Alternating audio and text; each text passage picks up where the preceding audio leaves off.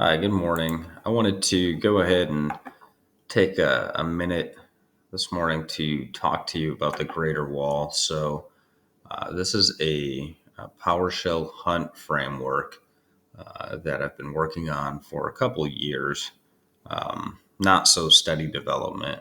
I tend to get busy with other things and come back to this. But I've been able to spend some time on it lately, and I got it to the point where I felt like it was appropriate to go ahead and make the repo public. So this is the GitHub URL, Nintendo Wii, the Greater Wall. There's a funny story behind why it's called Nintendo Wii, but I'll save that for a different day. But yeah, this is just the main page of the GitHub. Extremely simple README file. I have some instructional material in here, so I have two PowerPoint presentations that I used a while back to train some guys on how to use this.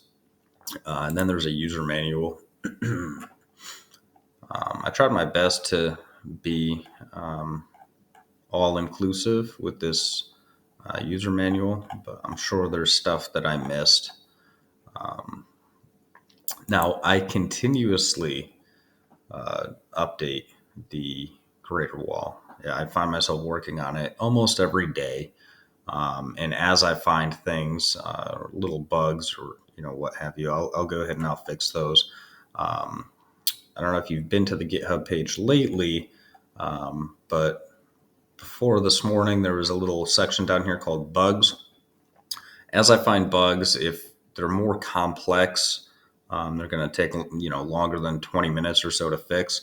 I'll go ahead and I'll post it here at the bottom of this page, just so that way you're aware that there is a bug and just, kind of a little description and the date.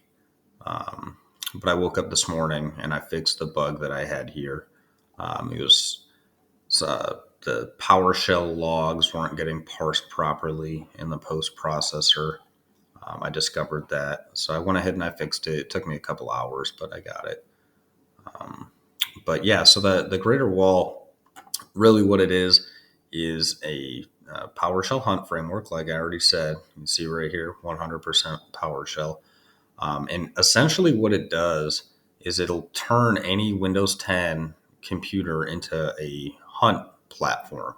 So if you're a system administrator, um, or even just a regular user, if you have administrative credentials to use remote PowerShell on the network, any computer that you download this onto becomes your hunt platform. And I'll go ahead and I'll show you really quick what it looks like. Um, Looks like this. So it's a menu-driven framework to go ahead and do threat hunting on. I have no intention on ever making this a GUI or making it more complex in any kind of way. The intent here is to be menu-driven by simply typing numbers and hitting enter. This What it does is it takes some of the complexities out of doing these remote PowerShell tasks away.